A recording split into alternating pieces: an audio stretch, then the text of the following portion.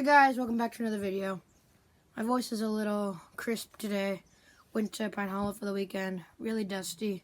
Just got the best of me. I haven't been uploading that much recently. Just not that much going on with this whole pandemic. And there's just not much to be doing. I'm trying to get videos out as much as I can, but I don't have a lot. I'm not getting a lot of money from a summer job or anything because it's hard to find one. So I will be doing another update video though on the Traxxas Rustler build. If you notice anything new, the drive shafts are in. When we talk about that, I'm going to be talking about the tires and wheels I want to run. If you can see some trenchers in the background. That's on a slash. It's not my slash. I'm also going to be talking about the electronics I'm going to be running, and they're not what I told you guys they were going to be. So let's get into the video.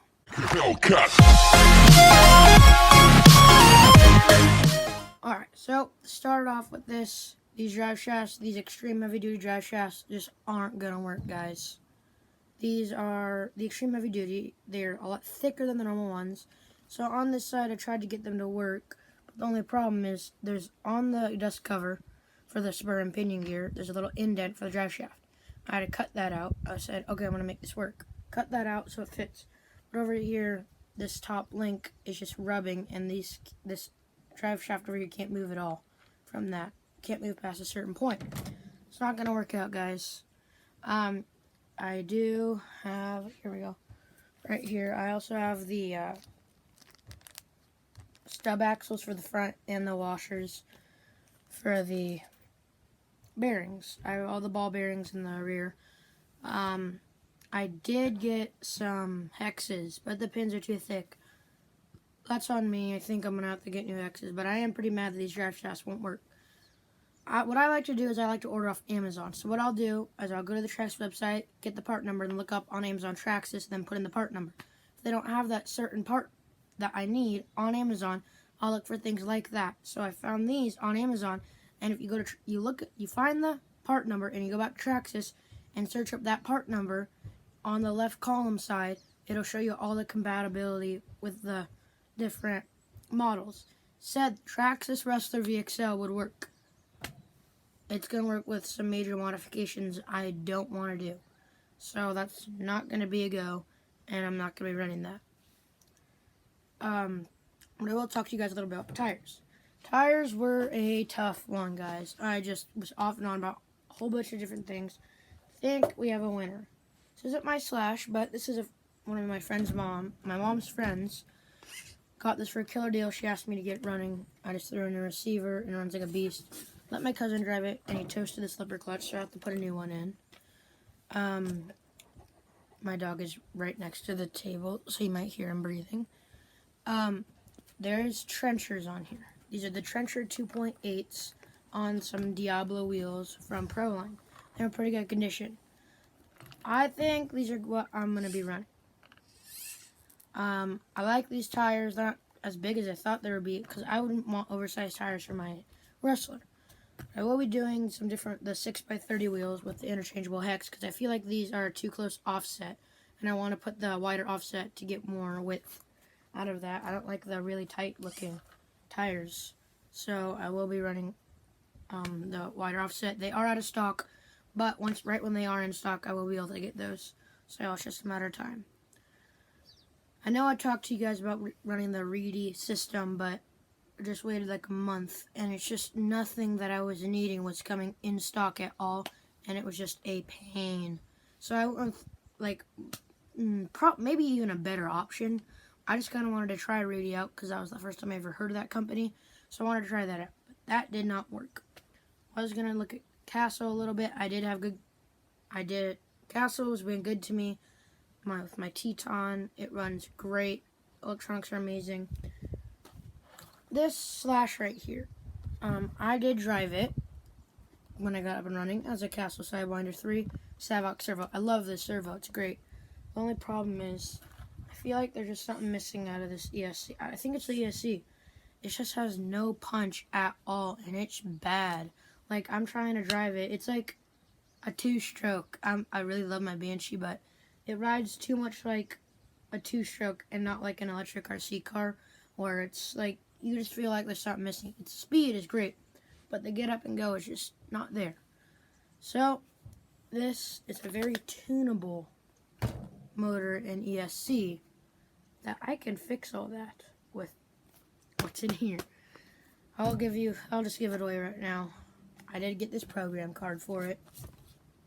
There you go, you guys already know what it is. There's their emblem. There you go. Hobby Wing. I already opened up this package. It was stupid annoying to open. I had to cut off the whole top, and then I found a slit finally. So, I actually ordered these separately, but they were coming at the same time, so they were both in the same package. Start off, I have the Easy Run Max 10 ESC, 60 amp waterproof ESC. It's a brushless speed controller. It's for 1/10 scale sport machines, and I feel like Hobby Wing is a really good way to go. You can program them for their temperature cutoff, their higher punch levels. Everything on this, like pretty much everything you need to program is programmable. And then I got Easy Run 3660 4000 kV Easy Run motor. Now this ESC usually comes with a 3652 motor, I'm pretty sure. And the 3660 is pretty much the motor, but I'm also pretty sure it contributes to size. 36 in diameter, 60 millimeters long. So this is the motor for the Max 10 SCT, the shortcut horse truck edition, and this is not. So this motor is 4-cell compatible. This ESC is not, and I don't plan on running 4-cell at all. So I didn't need the bigger ESC, the better ESC. But this motor will have more kick, more power than the motor that they usually sell with this, but these two are compatible together. Today we're not going to be installing these, but I will be opening them up and showing you guys a little bit about them. First, actually, let's start off with the ESC. This thing has a capacitor on it, also has an on-off switch, which I think is pretty neat. I feel like some vehicles without the on-off switch, I just don't really like that. Some people don't like the on-off switch, but honestly, I love the on-off switch. It's like you plug in your battery and it's just on. Like, I don't like that. The on-off switch gives you the ability to plug in your battery and for it not to be on, which is something that I really am a big fan of. But a big way to get past that is you just cut the wires for the on-off switch, and if you just solder them together, you're good to go. Then it's just on whenever you plug it in. I'm not going to be doing that because I'm not a fan of that. I'm not sure what I will be soldering on here as connectors. Jeez, guys, I don't know how to open this. Probably XT60, just because the 3 cells I run in my e-Revo and my Traxxas cars have XT60s with Traxxas adapters. So I'm probably going to be running some XT60s. I'm not too sure about that because this does not come with battery connectors, but I do have the ability and the tools to solder any connector I want on here. Alright, I'm just going to take this whole film off because this is a pain.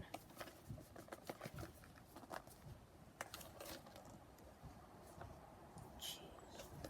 Guys, I'm struggling with this. Oh, there we go. It just pushes out. There she is. A little bit smaller than I thought she would be. It doesn't have that famous Hobby Wing ESC look, but the 4-cell would, but I don't need the 4-cell, that's just more money that I'm not even going to be using. Oh, this already has a connector. It is an XT62, guys. What are the chances? Wow. Okay, so that's really working out for me. Looks like this is the wiring if you were going to use a motor that didn't have wires soldered on already. Pretty sure this already does. Ooh. Some nice decals. Wow, these decals look really nice. I can't get this. They're not. Oh, there we go. They're stickers. Those look really nice. Probably running them on my body. Oh, wow. Okay, so that's cool that already comes soldered with an XT60 connector. Here's the on-off switch. So there's a set button right here when you're first setting it up. This is what you plug into your receiver. Your motor wires, your motor connector will be plugging into here. And this is for the fan, but if you unplug that, that is how you use the program card. And this program card is really versatile. on what you can be doing. You can pretty much just program this here however you want it. I mean, that's what a really big seller for me is like, well, maybe this won't drive how I want it. Maybe like, because that thing didn't have much punch, and I like punch. I like the off the line, just get and go. And that ESC didn't have that. But this, you can program it to have a insane punch apparently. So that was a huge selling feature. Also, the temperature cutoff. This thing, the Sidewinder has it too, because whenever I'm driving it in the hot weather, it will cut off. Wait 15 minutes, turn it back on. Alright, now we're going to open up the motor. That was just a quick overview. We're not putting anything in. It's just I haven't been uploading a lot lately, and I just really wanted to get something out there. So now I know how to open these. Let's make this a lot quicker. Yeah, I didn't get any footage from Pine Hollow, but I did bring my e-Revo. This thing the slash cut ran for like 2 minutes until my cousin toasted the slipper clutch, because he has a slash, but he only runs it on 2S, and this thing was running on 3S, so that's like a little bit more power than he's used to. So he was just pinning it going through there, and the slipper clutch just was not having it. Oh, open it upside down. Yes. Bad packaging there, jeez. That's a big motor shaft. I'm not sure if that'll fit on the 48 pitch spur gear, or pinion gear. I always get this mixed up. It already does come with the connectors on, so I don't need to solder anything, which is nice. Oh, it comes with a pinion gear. This looks like a 48 pitch. Let's see if it says anything on here. This does look a little small. I want to be running like a 31 tooth. This looks really small. This is a 23 tooth. That's pretty small. I'm just going to whip out the ESC real quick just to make sure everything will plug in. This is good, decent wiring. Like, so Traxxas, their old 2-pole Valenians have this kind of wiring where it's really flimsy. It's not, I wouldn't say flimsy, but really flexible. And they went to the new ones that are really stiff, and people have problems with those, like, what do you call it? It just, like, comes off, like, from rubbing on stuff. So this should not be having that problem because it's really flexible wiring. Here's the sensor plug-in right there. It's not a sensored motor, but that is the plug-in for the heat sensor. Oh, this motor comes with 2 grub screws. It's nice. I've never lost a grub screw.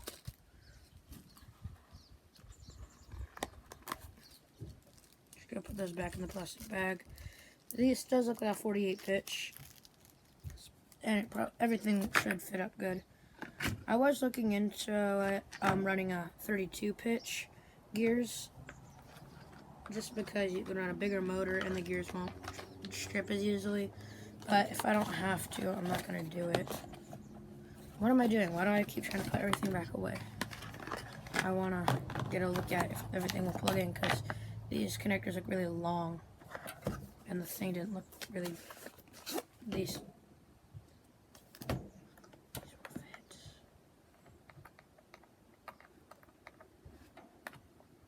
Shoot. Well, looks like I will be having to do some soldering after all. These do not look like it'll fit, actually. Yeah, these will not fit. These will, though. So, I'll probably cut these somewhere around here. Solder these on. I might even do that today, because I just don't have much to do. It does come with some double-sided sticky tape. So actually, I'll probably go do that. And then I'll be back in not too long. Hey guys, welcome back to another video. But wait, it's not another video. It's like a week later from when I earlier filmed the other part of this video. So you guys are probably wondering, like, well, what's going on? Well, the next day after I filmed the previous part of this video, I was about to upload the video, but then some more parts came for the Rustler, which we'll get into later on in this video. I also want to tell you, like, also why we're here like a week later and not like the next day. Well, I'm going to tell you what happened, And I'll tell you a wild weekend. Well, I wouldn't say wild, just a lot of things happened and what's been going on with me lately. So, uh, got the parts the day after I filmed, and the next day, the following day, I was gonna film, but I started not feeling good, and I was sick for about 2 days. I didn't have corona, just like a stomach thing. I'm not sure. I kind of had a stomach wasn't feeling good and I was kind of nauseous, so that was over with in like 4 days, and now I feel 100% fine. Um, we're going riding Coos Bay week and a half. So I will be trying to film a lot more during that, but I just want to let you guys know. Um, Sister used to have a Yamaha Blaster, if you guys know.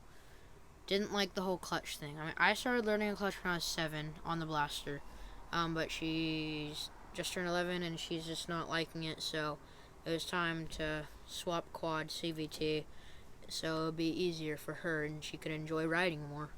So 2 days ago, we sold the Blaster, and later that day, picked up decently modified Polaris Trailblazer 250 for what I think personally, because of the availability on parts for it. I think it's decently modified. Has bored out carb, the milled head, fully custom exhaust, and yeah, like some shocks, heavy duty clutch springs, so it doesn't engage quite as quick, but it engages really hard.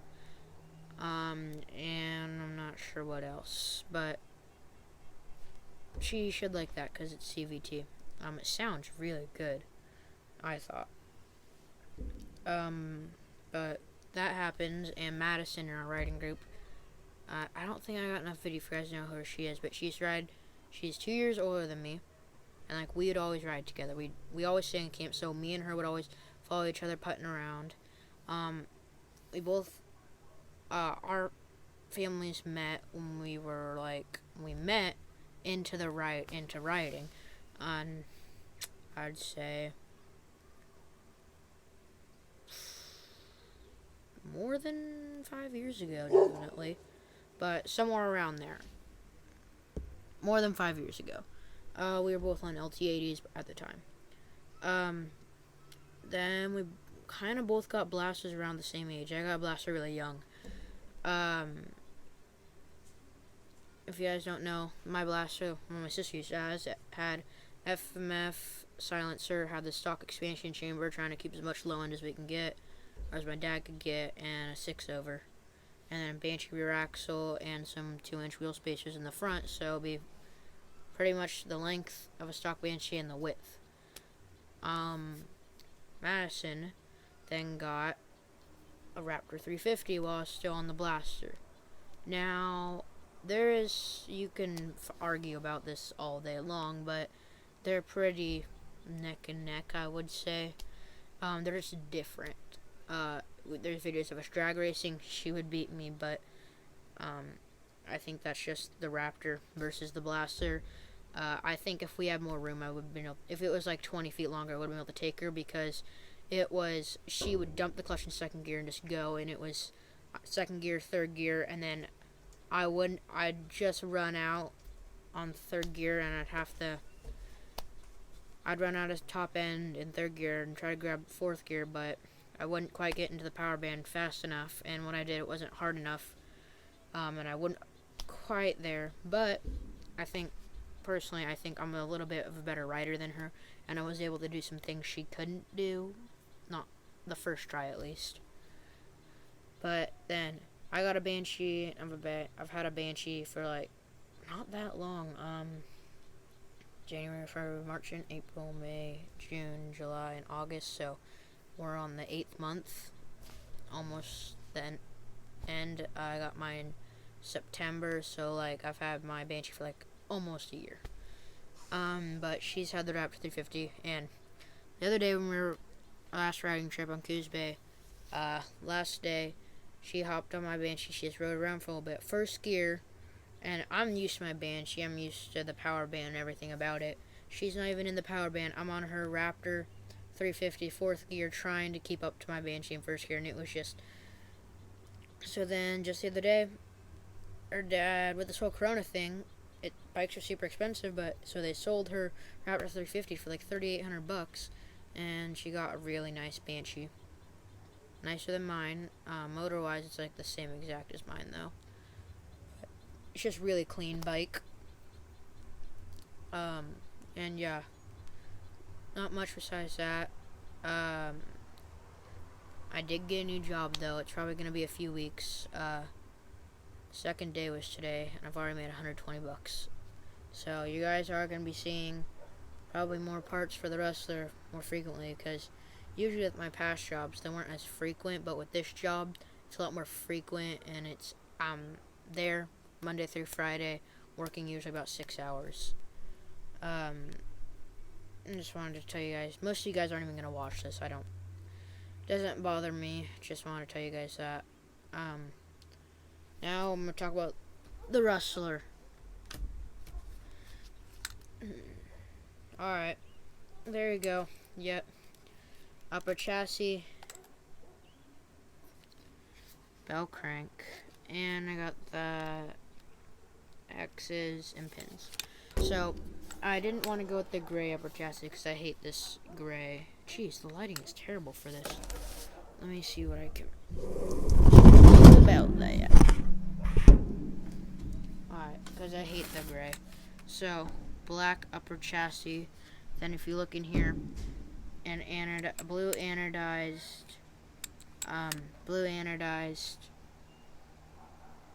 shoot, what is it called? Alright, I'll get into that in a second. Sorry, my mom was calling for me. Bell crank, that's what it is. I just remember, blue anodized bell crank. I got the pins and hexes the other day, so I got the, also the stub axles put in. Sorry, my mom just came out again. But yeah, that's happened. It's like cheap. Oh, this bell crank, like $40, I think, or something crazy like that I did not want to spend on a bell crank. But I also wanted a blue anodized one, so I found this cheap one, like $15. It was an incredible deal. And yeah, it's pretty much all that's happened lately. Guess I'll just end the video off. Thank you guys for watching. Have an amazing day.